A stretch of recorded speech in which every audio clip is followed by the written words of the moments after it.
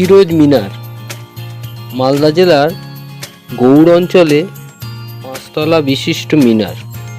হাবশি বংশের সুলতান সাইফুদ্দিন ফিরোজ শাহ 1485 থেকে 1489 সালের মধ্যে নির্মাণ করেছিলেন। তুগলকি স্থাপত্যে নির্মিত এবং দেয়ালে টেরাকোটার কাজও রয়েছে। মিনারটি 85 ফুট উঁচু এবং পরিধি 62 ফুট। মিনারটি ফিরোজ শাহের যুদ্ধক্ষেত্রে বিজয়ের কথা স্মরণ করা।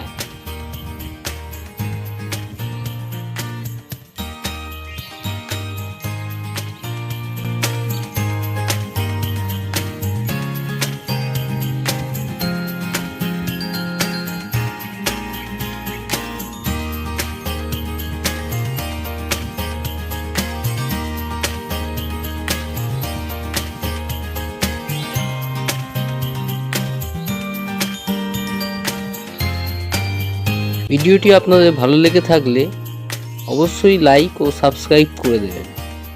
পরবর্তী ভিডিও আগামীকাল রাত 8টায়। ধন্যবাদ।